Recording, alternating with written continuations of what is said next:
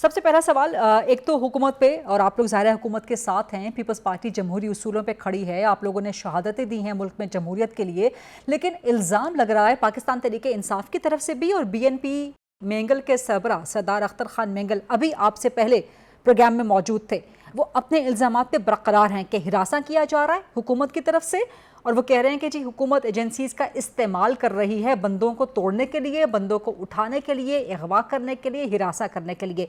ये बड़ा संगीन इल्ज़ाम है बुखारी साहब एक ऐसी हुकूमत पे, पीपल्स पार्टी जिसकी इत्तेहादी है, नंबर 1। नंबर 2, हुकूमत बैकफुट पे चली गई। बिलावल मौलाना को मनाने गए थे और लगता है कि मौलाना ने बिलावल को मना लिया है, कॉन्स्टिट्यूशनल कोर्ट नहीं बल्कि कॉन्स्टिट्यूशनल बेंच। बुखारी साहब, गुजारिश ये है कि जब डायलॉग होता है तो डायलॉग में पहली बुनियादी बात होती है रिजिडिटी नहीं होती, और रिजिडिटी हो तो फिर डायलॉग नहीं होता। जो सियासी जमातें रिजिडिटी में बिलीव करती हैं वो फिर पॉलिटिक्स से बाहर होती हैं। आप एक जमात को देख लें जो उसका मौक़िफ़ हमारा रिजिड रहा तो वो कहाँ खड़े हैं। गुजारिश यह है कि हमारा मौक़िफ़ बड़ा पहले से वाज़ेह था पाकिस्तान पीपल्स पार्टी का, ये फेडरल शरीयत कॉन्स्टिट्यूशनल कोर्ट और जो प्रोसीजर है जजेस की अपॉइंटमेंट का। हम पीपल्स पार्टी का मौक़िफ़ जो आज से 15 दिन पहले जो ड्राफ्ट आया उस पर तो पीपल्स पार्टी का डिसएग्रीमेंट था। अल्टीमेटली हमने पीपल्स पार्टी ने और उसकी क़यादत ने कन्फाइन किया ओनली टू 2 आर्टिकल्स की अमेंडमेंट, और वो थी पहली के constitution court at the federal level and the provincial level and और फिर प्रोसीजर जो था। लेकिन उस पर ऑब्वियसली मुज़ाकरात हुए, आज अभी भी जारी हैं। अभी मैं समझता हूँ ये प्री मेच्योर होगा कि आप कह दें कि जी फलां का मौक़िफ़ तस्लीम कर दिया गया और फलां का मौक़िफ़ मुस्तरद कर दिया गया। लेकिन इतना बुखारी साहब इतना तो हो गया ना कि अब अदालत के बजाय बेंच बनेगा कॉन्स्टिट्यूशनल। नहीं देखिए, अभी still it is not final, क्योंकि अच्छा, ये सिर्फ ये पाकिस्तान पीपल्स पार्टी का मौक़िफ़ नहीं, गवर्नमेंट का भी मौक़िफ़ जो चार्टर ऑफ डेमोक्रेसी का हिस्सा थी वो फेडरल कॉन्स्टिट्यूशनल कोर्ट की बात थी बिलाशुबा। लेकिन कल टेबल होने जा रहा है सेनेट में ये तरमीम। लेकिन जी पहले तो कल वो जो पार्लियामेंट्री कमेटी है उसमें जाएगा जी फाइनल मुसवदा। जी मुसवदा जो फाइनल अप्रूवल, क्योंकि पार्लियामेंट्री कमेटी जो स्पेशल कमेटी कॉन्स्टिट्यूट की है वो स्पीकर साहब ने की है। जी जी बिल्कुल, मुसवदा फाइनलाइज हो गया सर।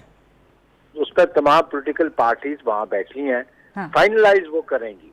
ठीक, ये कल ही हो जाएगा फाइनलाइज जी, ये कल ही फाइनलाइज हो जाएगा कमेटी में ड्राफ्ट।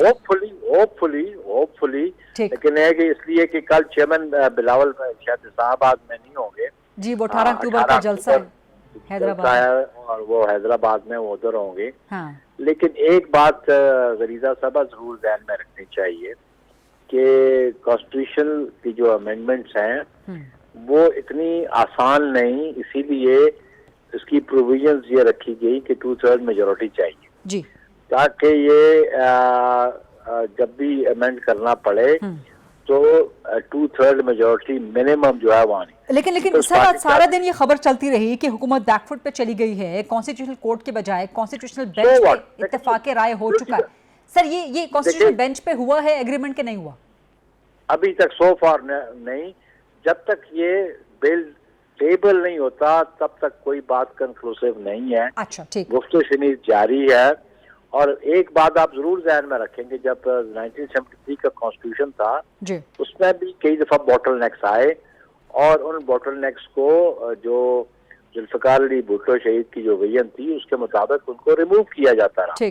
और अब मैं समझता हूँ कि अभी आप प्रिज्यूम कर लें या आप ये समझ लें कि जी ये डिसाइड हो गया तो डिसीजन उस वक्त तक आप और सीजेपी की अपॉइंटमेंट का जो तरीका कार है वो अमेंड किया जा रहा है, राइट? बिल्कुल, हम ये चाहते थे क्योंकि ओरिजिनली जो कंसेप्ट था पार्लियामेंट्री कमेटी का और जो 18th अमेंडमेंट लाया गया था उसको तो बिल्कुल करके रख दिया गया, उसका कोई रोल नहीं। मौलाना मान गए हैं कि चीफ जस्टिस पाकिस्तान के तकरीरी का तरीकाकार तब्दील कर दिया जाए? देखिए, मैं अभी बात यह है कि क्योंकि it is a discussion between 2 leaderships और ये लीडरशिप जो है वो ही इसका फैसला बता लेकिन सर सकते हैं। आवाम को मैं- जानने का हक है ना, इसको आवाम से इतना खुफिया नहीं, क्यों रखा मैं जा क्या रहा है? सराई के तौर पे नहीं बता सकता, अच्छा, क्योंकि I am not a privy to that meeting. लेकिन सीजेपी लेकिन की अपॉइंटमेंट का तरीकाकार अमेंड होने जा रहा है तरमीम में। देखिए जी, हम तो वो जो 18th अमेंडमेंट थी जी, हम उस पर जाना चाहते हैं, और जो 19th अमेंडमेंट जो जबर के जरिए करवाई गई थी हम उसको अनडू करना चाहते हैं। So you have said that.